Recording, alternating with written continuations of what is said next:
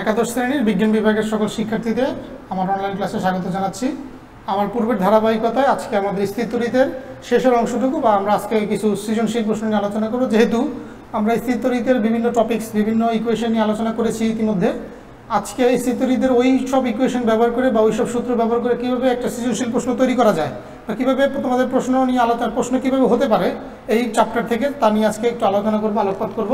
দেখো, একটা প্রশ্ন দেওয়া আছে এরকম যে একটা সমবাহু ত্রিভুজ দেওয়া আছে এবিসি এর বি বিন্দুতে চার্জ দেওয়া আছে 3 × 10⁹ কুলম আর সিতে চার্জ দেওয়া আছে 3 × 10⁻⁹ কুলম। তাহলে এরকম প্রশ্ন হতে পারে যে জ্ঞানমূলক একটা এমন প্রশ্ন থাকতে পারে যেগুলো তুমি সহজে মুখস্থ রাখতে পারো, যেগুলো তুমি সহজে জানতে পারো, এরকম কিছু কিছু ছোট ছোট কোশ্চেনগুলো আমাদের জ্ঞানমূলক কতে দেওয়া থাকতে পারে। যেমন তড়িৎ বিভব কি, ইলেকট্রন ভোল্ট কি বা বিন্দু আদান কি, এরকম ছোট ছোট প্রশ্নগুলো জ্ঞানমূলক আকারে দেওয়া থাকতে পারে।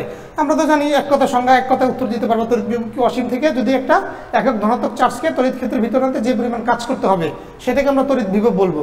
এরকম এই সূত্রগুলো, এই সংজ্ঞাগুলো আমরা যেহেতু গত চ্যাপ্টারে বা আমরা এই চ্যাপ্টার শুরুতে যেহেতু আমরা এগুলো আলোকপাত করেছি, আলোচনা করেছি, আশা করি তোমরা বাসায় করে থাকলে এগুলো অবশ্যই উত্তর করতে পারবে, সহজ উত্তর করতে পারবে। যেমন বিন্দু আদান, যে আদানের পরিমাণ অনেক ছোট আদানকে বিন্দু আদান বলে। বিন্দু আদান অনেক ছোট আয়তনের আদান, এটাকে বিন্দু আদান বলা হয়।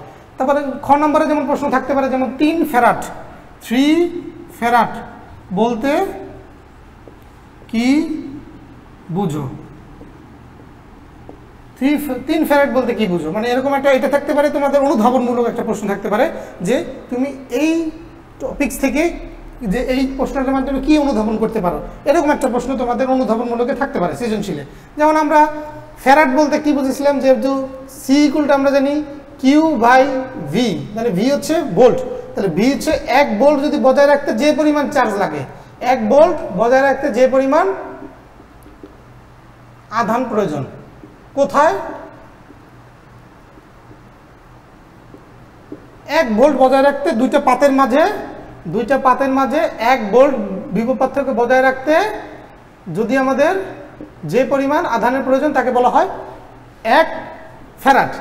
1 ভোল্ট দুইটা পাতের মধ্যে আধান 1 ভোল্ট বিভব পার্থক্য দুইটা পাতের মাঝে বজায় রাখতে যে পরিমাণ আধান প্রয়োজন তাকে বলা হবে 1 ফ্যারাড। তাহলে এখানে আমরা লিখতে পারি C = 1 কুলম যদি প্রয়োজন হয়, তাহলে 1 ভোল্ট যদি হয় তাহলে এটাকে লিখতে পারি 1 ফ্যারাড। তাহলে এখন এই 3 ফ্যারাড মানে কি? তাহলে 3 ফ্যারাড বা 3 ফ্যারাড বলতে বোঝাবে এই দুইটা পাতের মাঝে 1 ভোল্ট বিভব পার্থক্য বজায় রাখতে আমাদের 3 কুলম আধানের প্রয়োজন হবে।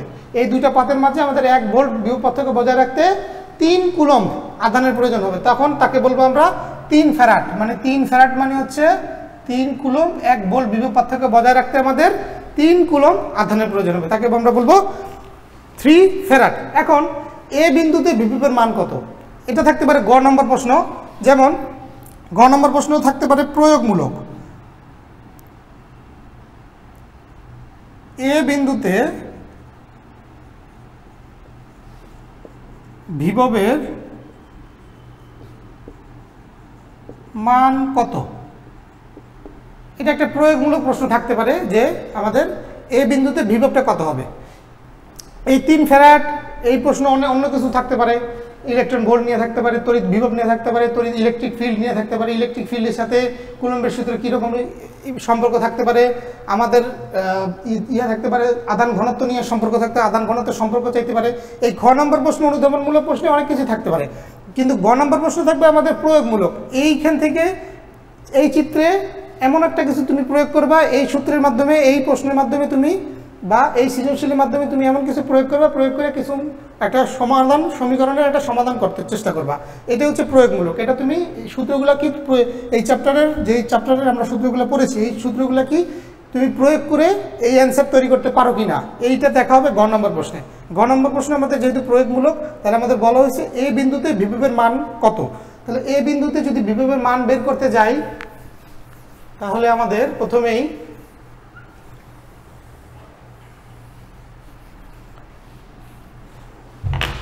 আমরা দেখি বি বিন্দুতে আছে Q1 চার্জ। তাহলে বি বিন্দুর Q1 চার্জের জন্য এ বিন্দুতে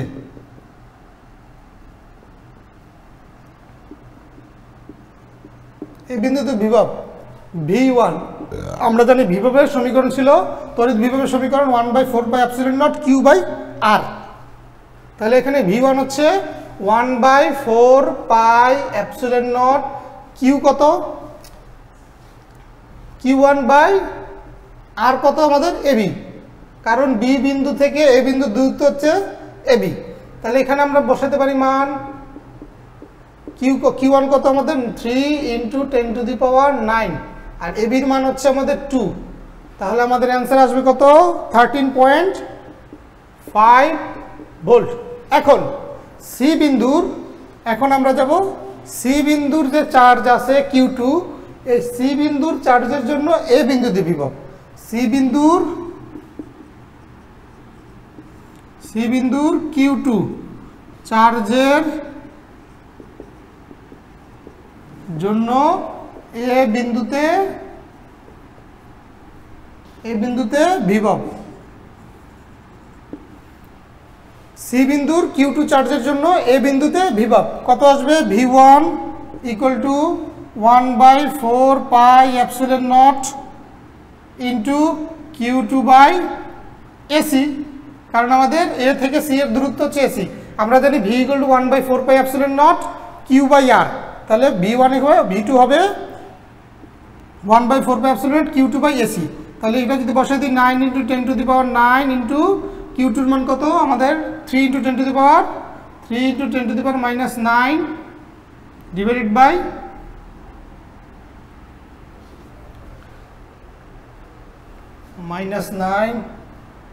-9 কুলম।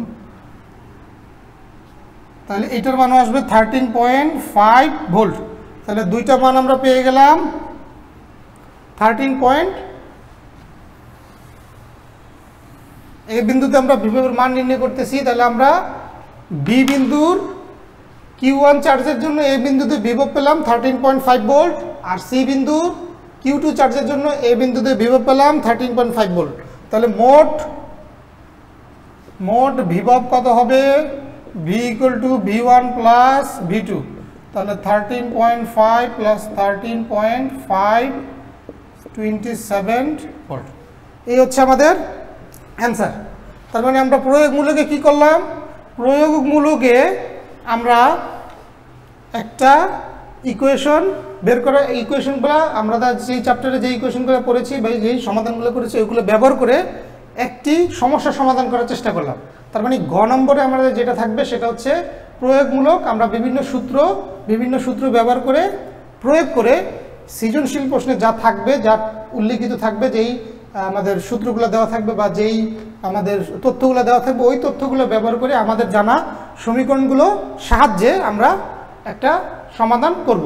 সমাধান এটাই হচ্ছে, এই জন্য এটাকে বলা প্রয়োগমূলক প্রশ্ন গ নম্বর। তাহলে ঘ নম্বরে কি থাকে, ঘ নম্বর থেকে উচ্চতর দক্ষতা। এখন এই প্রয়োগমূলক প্রশ্নের সমাধানের কিছু অংশ ব্যবহার করে আমরা আরও কিভাবে বড় বড় সমাধান করতে পারবো, এটা থাকে উচ্চতর দক্ষতা অংশে, যেটা ঘ নম্বর প্রশ্ন। যেমন ঘ নম্বর প্রশ্ন থাকতে পারে, যদি এ বিন্দুতে 2 কেজি ভরের একটি বস্তু রাখতে কি ব্যবস্থা নিতে হবে। এখন ঘ নম্বরটা হচ্ছে উচ্চতর প্রয়োগ। এখন আমি চিন্তা ভাবনা করবো যে ঘ নম্বর প্রশ্ন আমার ঘ থেকে কিভাবে কোন কোন সমীকরণ বা সূত্র ব্যবহার করে এই ঘ নম্বর প্রশ্ন এই সৃজনশীলতার আলোকে দেওয়া যেতে পারে। তাহলে আমরা দেখলাম এখানে দেওয়া আছে এ বিন্দুতে 2 কেজি ভরের একটি বস্তু রাখতে কি ব্যবস্থা নিতে হবে। যদি এ বিন্দুতে একটা 2 কেজি ভরের একটা বস্তু রাখি তাহলে আমাদের কি ব্যবস্থা নিতে হবে। তাহলে এ বিন্দুতে আমরা দেখি চিত্র দেওয়া আছে, যেরকম চিত্রে আছে এ। তাহলে এ বিন্দুতে যদি আমরা 2 কেজি ওজনের একটা বস্তু ওয়েট ঝুলাই, ওয়েট দেই আমরা এ, এটা নিচের দিকে অবশ্যই ক্রিয়া করবে W। এখন মনে করলাম আমরা ধরে নেই এ বিন্দুতে আমরা +q পরিমাণ চার্জ দিলাম, এ বিন্দুতে আমরা +q পরিমাণ চার্জ দিলাম। আর যেহেতু বি বিন্দুতে আমার আছেই কি চার্জ +q1, আর সি বিন্দুতে আছে q2। q1 q2 কত আছে, q1 আছে 3 × 10⁹ 3 × 10⁻⁻9 কুলম্ব, 3 × 10⁻⁻9 কুলম্ব। দুইটা বিন্দুতে আমাদের চার্জ দেওয়া আছে। এখন আমরা ধরলাম এ বিন্দুতে আমরা চার্জ নিলাম প্লাস কিউ, আর বি বিন্দুতে চার্জ নিলাম, আর এ বিন্দুতে আমরা চার্জ বসালাম প্লাস কিউ। যেহেতু কিউ বিন্দুতেও পজিটিভ চার্জ, আবার বি বিন্দুতেও পজিটিভ চার্জ, কিউ বিন্দুতেও পজিটিভ চার্জ, বি বিন্দুতেও পজিটিভ চার্জ, তাহলে এইটার এই এ বি বরাবর এ বি এর দিকটা কোন দিকে হবে? তাহলে এ বির দিকটা অবশ্যই বাইরের দিকে হবে, তাহলে এ বির দিকটা অবশ্যই বাইরের দিকে। আবার এই এসিটা এসি কীরকম হবে? যেহেতু কি সি বিন্দুতেও পজিটিভ চার্জ, আবার আমরা এ বিন্দুতেও নিয়েছি পজিটিভ চার্জ, অবশ্যই এইটাও বাইরের দিকে হবে। তাহলে এই দুইটাকে আমরা নিতে পারি F1 F2, তাহলে এদের লব্ধি কাজ করবে মাঝ বরাবর F। এখন যেহেতু আমাদের এগুলো সব 60 ডিগ্রি, কারণ আমরা বলেছিলাম যে ABC একটি সমবাহু ত্রিভুজ, তাহলে এইটা হচ্ছে 30 ডিগ্রি, এই পুরাটা হচ্ছে 60 ডিগ্রি। তার মানে আমরা বলতে পারি যে লব্ধি কাজ করতেছে দুই বলের মাঝ বরাবর, লব্ধি কাজ করতেছে। আর দুইটি বল F1 আর F2, তাদের মধ্যবর্তী কোণ হচ্ছে 60 ডিগ্রি, তাদের মধ্যবর্তী কোণ হচ্ছে 60, তাহলে একটা হচ্ছে 30 ডিগ্রি। তাহলে F1 থেকে F থেকে F1 হচ্ছে 30 ডিগ্রি, তাহলে F থেকে F2 হচ্ছে 30 ডিগ্রি, একই কথা। তাহলে আর W কাজ করতেছে নিচের দিকে। তাহলে এখন আমরা কি লিখতে পারি? এখন আমরা লিখতে পারি W ওজন দেওয়ার, এ বিন্দুতে W ওজন দেওয়ার কারণে, এ বিন্দুতে আমরা একটা ভর ঝুলালাম W, এটা দেওয়ার কারণে এ বিন্দুতে রাখা 2 কেজি ভরের জন্য, এ বিন্দুতে রাখা 2 কেজি ভরের জন্য বস্তুর ওজন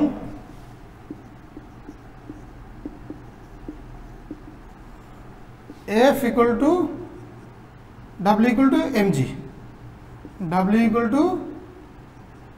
mg, m হচ্ছে আমার কত? 2 কেজি, ইন্টু জি হচ্ছে 9.8, 19.6 নিউটন।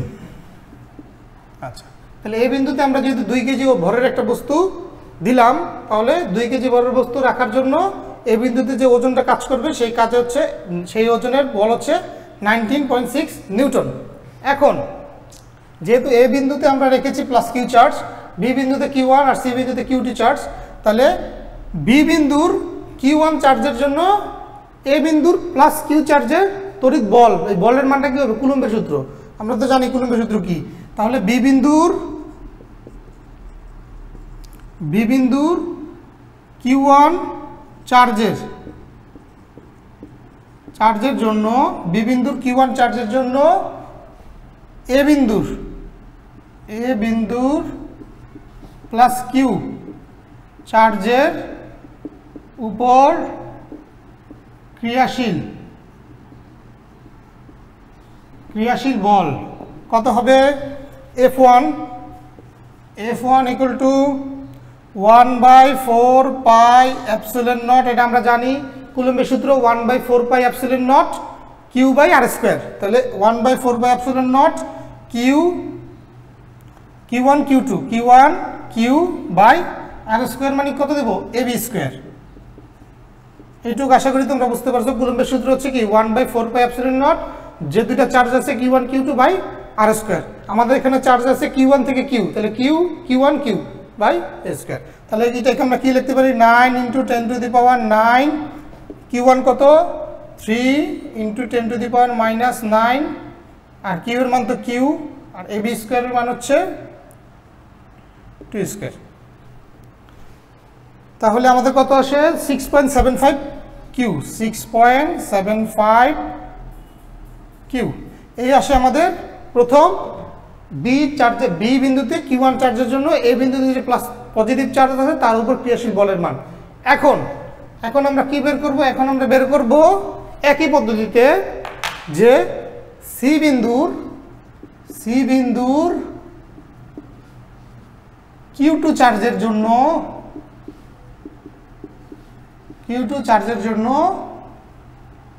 এ বিন্দুর প্লাস কিউ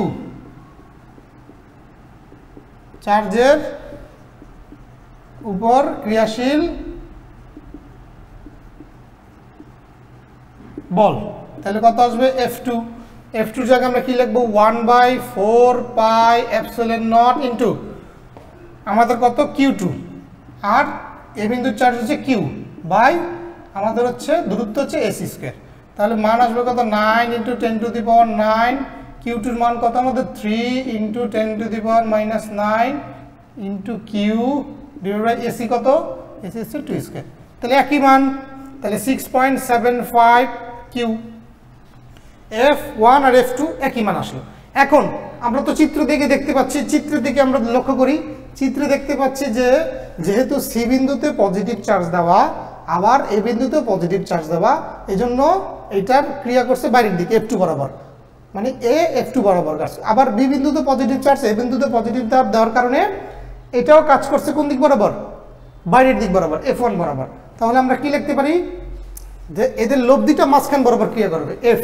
তাহলে আমরা এদের লব্ধিটা Fটাকে আমরা কিভাবে উল্লেখ করতে পারি, Fটাকে আমরা উল্লেখ করতে পারি এইভাবে, F ইকুয়াল টু F তাদের লব্ধিটা F1 আর F2, যে দুইটা বল আছে এই F1 আর F2 এই দুইটা বলের লব্ধিটা কিভাবে হবে, F equal to √F1² plus F2² plus 2F1 F2 cos 60 degree. এখন আমাদের cos 60 ডিগ্রি কেন, আমরা জানি লব্ধি কি F1 Q1 বা P plus Q plus 2PQ cos alpha. এখানে আমাদের দুইটা যে বল আছে F1 আর F2 এই দুই বলের মধ্যবর্তী কোণ হচ্ছে 60 ডিগ্রি, এই জন্য আমরা এখানে 60 ডিগ্রি বলবো। এটাকে যদি আমরা সমাধান করি মান আসে 6.75 Q √3। এটা আমাদের মান আসে √3। তোমরা মানটা করে নিবে। এই লব্ধি F1 আর F2, F1 এদের লব্ধি F1 আর F2, Fটা আমাদের যেহেতু F1 আর F2 হচ্ছে 60 ডিগ্রি, তাহলে Fটা কাজ করবে কি বরাবর, F1 এর সাথে 30 ডিগ্রি, Fটা F2 এর সাথে 30 ডিগ্রি কোণে আমাদের ক্রিয়া করবে। এখন এই লব্ধি F আমরা দেখতে পাচ্ছি, এই লব্ধি F খাড়া উপরের দিকে ক্রিয়া করতেছে, এই লব্ধি F সোজাসুজি উপরের দিকে ক্রিয়া করতেছে। আর আমাদের যে বল আছে বা আমরা যেই ওজন চাপালাম এই বিন্দুতে, সেই ওজন অভিকর্ষ ত্বরণ বরাবর ক্রিয়াশীল। তাহলে আমাদের ডাব্লিউটা কাজ করতেছে অভিকর্ষ ত্বরণ বরাবর, মানে এ ও বরাবর। ডাব্লিউটা কাজ করছে এ ও বরাবর, ডাব্লিউটা কাজ করছে এ ও বরাবর বা নিচের দিকে। আর আমাদের যে দুই বলের লব্ধি আছে F, সেই Fটা কাজ করছে খাড়া উপরের দিকে।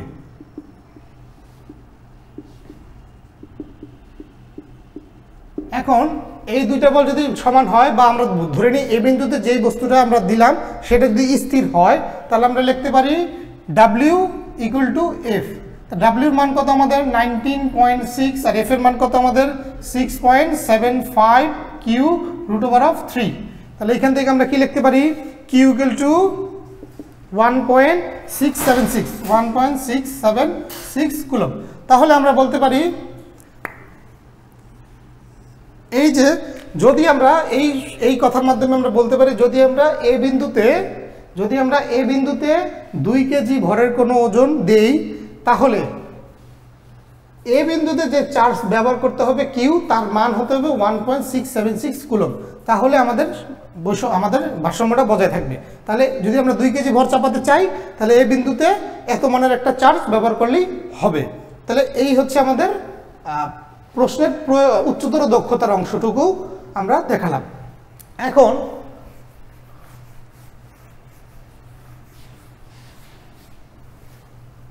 আরেকটি প্রশ্ন নিয়ে যদি আলোচনা করি, যেমন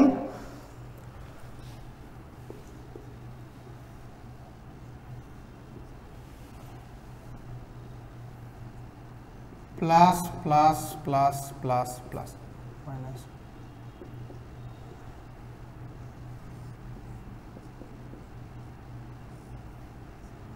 এই হচ্ছে আমাদের একটি সমান্তরাল পাতধারক। সমান্তরাল পাতধারকটা কি, যখন দুটি পাতের ক্ষেত্রফল একই হয়, দুটি পাতের আয়তন, দুটি পাতের ক্ষেত্রফল একই রকম ক্ষেত্রফলে দুটি পাতকে এক নির্দিষ্ট দূরত্বে সমানভাবে স্থাপন করা হয়, তাকে বলা হয় সমান্তরাল পাতধারক।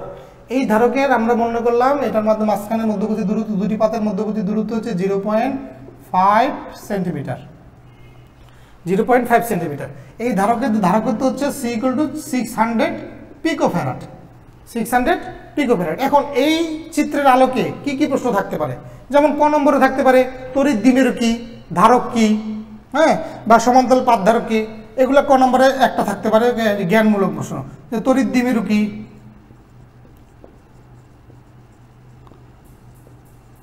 অথবা ধারক কি, এরকম ছোট ছোট প্রশ্নগুলো তোমাদের থাকতে পারে। যেমন তড়িৎ দ্বিমেরু কি, সমধর্মী কিন্তু মানে সমান কিন্তু বিপরীতধর্মী দুটি বিন্দু আধান যদি পরস্পর থেকে অল্প দূরত্বে অবস্থান করে তাকে বলা হয় তড়িৎ দ্বিমেরু। আবার ধারক কি, ধারক হচ্ছে দুটি সমান্তরাল পাত ধারকের মাঝখানে যদি আমরা অন্তরক পদার্থ রেখে আধান রূপে শক্তি সঞ্চয় করতে পারি তাকে বলা হয় ধারক। এই ছোট ছোট সংজ্ঞাগুলো আমরা 1 নম্বরে ক নম্বরে পেতে পারি। খ নম্বরে কি দেওয়া যেতে পারে, খ নম্বরে ধারকের সঞ্চিত শক্তি ব্যাখ্যা করো। ধারকের সঞ্চিত শক্তি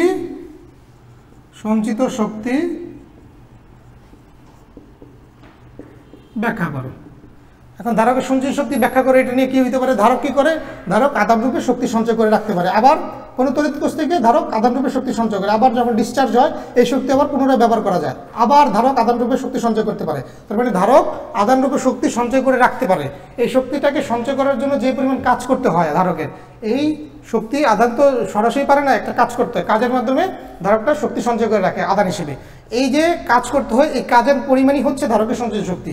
এটা আমরা ইকুয়েশন দিয়ে আমরা বিভিন্ন রকমভাবে পড়িয়েছি, এটা ইকুয়েশন আমরা বের করেছি, তোমরা গত ক্লাসে বা তার আগের ক্লাসে দেখতে পারবে ধারকের সঞ্চিত শক্তি কীভাবে বের করা যায়। সেটা যদি সংজ্ঞা ব্যাখ্যা চাই তাহলে তোমরা এভাবে ইকুয়েশন সহ তোমরা ব্যাখ্যা দিতে পারো, ধারকের সঞ্চিত শক্তি এবং বর্ণনা দিতে পারো। আর আছে ধারকের প্রতিপাতের ক্ষেত্রফল নির্ণয় করো।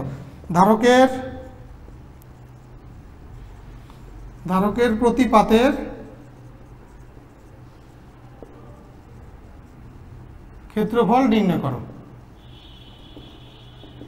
যেহেতু এটা একটা সমান্তরাল পাত ধারক, এটা একটি সমান্তরাল পাত ধারক, তাহলে আমরা বলতে পারি সমান্তরাল পাত ধারকের ধারকত্ব কত, ধারকত্ব হচ্ছে C = ε0A/d।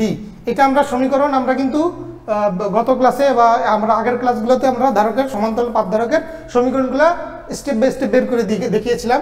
তাহলে এটা ধারকের একটি সমান্তরাল পাত ধারকের ধারকত্ব হচ্ছে C = ε0A/d।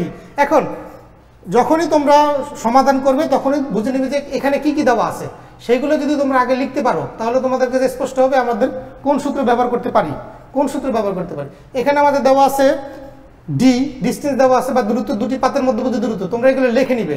দুটি পাতের মধ্যবর্তী দূরত্ব, শুধু d বসালে কিন্তু আমি বুঝবো না যে এটা কি। দুটি পাতের মধ্যবর্তী দূরত্ব d হচ্ছে 0.5 সেন্টিমিটার, তাহলে সেটাকে আমরা 0.5 × 10⁻² মিটার আকারে নিলাম সিজিএস একক থেকে। আর ধারকত্ব দেওয়া আছে, ধারকত্ব C দেওয়া আছে আমার 600 পিকোফ্যারাড, সেটাকে আমরা যদি ফ্যারাডে নিয়ে যাই 10⁻12 ফ্যারাড। আমাদের বের করতে বলেছে প্রতিপাতের ক্ষেত্রফল, A = what। এখন আমরা তাহলে এই সূত্র থেকে বের করতে পারবো, তাহলে আমরা কি লিখতে পারি, A = CD/ε0। মানগুলো শুধু বসালেই আমাদের হয়ে যাবে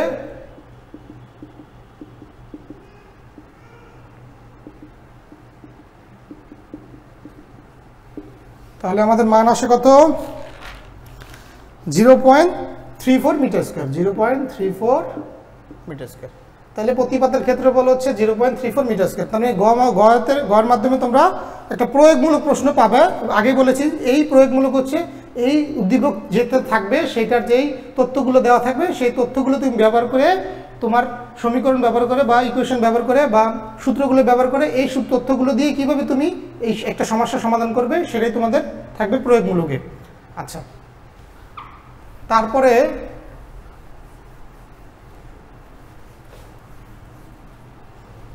লাস্ট কোশ্চেন যেটা, সেটা হচ্ছে যদি সঞ্চিত শক্তির পরিমাণ ঠিক রেখে বিভব পার্থক্য অর্ধেক করা হয় তাহলে সঞ্চিত শক্তি কিরূপ পরিবর্তন হবে। যদি মানে ঘ নম্বর প্রশ্ন এরকম, যদি সঞ্চিত শক্তির পরিমাণ ঠিক রেখে বিভব পার্থক্য অর্ধেক করা হয় তাহলে পূর্বের যে সঞ্চিত শক্তি আছে সেটা থেকে কিরকম পরিবর্তন হবে। তাহলে যদি আগে বলে নিই পূর্বের যে সঞ্চিত শক্তি,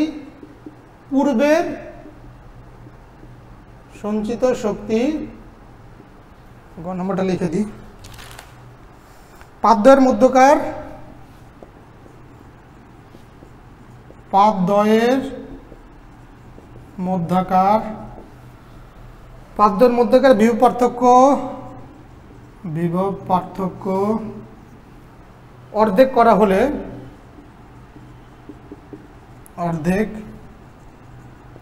হলে ধারকটির সঞ্চিত শক্তি পূর্বেকার ধারকটির সঞ্চিত শক্তি পূর্বেকার 1/4 হবে কি না। তাহলে আমরা ধারকটার কি করব, পাদদ্বয়ের মধ্যবর্তী বিভব পার্থক্য অর্ধেক করব। অর্ধেক করলে ধারকের সঞ্চিত শক্তি পূর্বের যে ধারকের সঞ্চিত শক্তি আছে তার অর্ধেক হবে কিনা। তাহলে পূর্বের সঞ্চিত শক্তি যদি আমরা ধরি E1 আর অর্ধেক করার পরে, মানে পরিবর্তিত অর্ধেক করার পরে সঞ্চিত শক্তি, পরবর্তী সঞ্চিত শক্তি U2 যদি করি, তাহলে আমরা লিখতে পারি E1 = ½ CV1²। এই সূত্র সম্পর্কে আমরা আলোচনা করেছি সঞ্চিত শক্তির পরিমাণ। আর U2 = ½ CV2²। এখন যেহেতু বলা হয়েছে যে বিভব পার্থক্য অর্ধেক করতে হবে, তাহলে যদি প্রাথমিক বিভব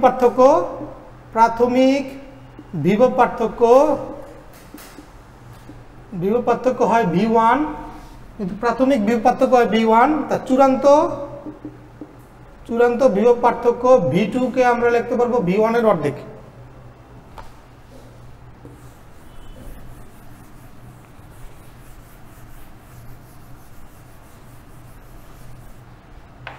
এখন আমরা কি লিখতে পারি, U2/U1 = ½ CV2²/½ CV1²। ½ C কেটে দিলাম, তাহলে V2/V1² বা আমরা চাচ্ছি কিন্তু পূর্বেরটার থেকে চূড়ান্ত যে স্থিতিশক্তি হবে চূড়ান্তটা, সেটা কি পূর্বেরটার 1/4 হবে কিনা। তাহলে চূড়ান্তটা এখানে রাখলাম, পূর্বেরটা নিয়ে গেলাম V2-র মান হচ্ছে আমাদের V1/2। তাহলে U1 * V1 কে লিখতে পারি V1²/4 × 1/V1²। তাহলে আমরা এখানে লিখতে পারি U1 × 1/4। সুতরাং U2 কে লেখা যায় 1/4 U1। তাহলে আমরা বলতে পারলাম যে পূর্বের যে বিভব শক্তি আছে তাকে যদি আমরা বিভব পার্থক্য আছে তাকে যদি অর্ধেক করি, তাহলে আমাদের পরের যে সঞ্চিত শক্তি হবে সেটা পূর্বের সঞ্চিত শক্তি 1/4 হবে। শিক্ষার্থীরা, আমি মনে করি যে তোমরা বাসায় ইকুয়েশনগুলো আরো ভালো করে দেখবে। ইকুয়েশন যদি না দেখো তাহলে এই অংশগুলো তোমরা কিছুই বুঝতে পারবে না। ইকুয়েশন, সমীকরণ, এই সবগুলো তোমরা সুন্দরভাবে বাসায় দেখবে আশা করি। আর স্বাস্থ্যবিধি মেনে বাসায় পড়াশোনা করবে। আজকে এইটুকুই থাক, সবাই সাথে আগামী ক্লাসে দেখা হবে ইনশাল্লাহ। ধন্যবাদ সবাইকে।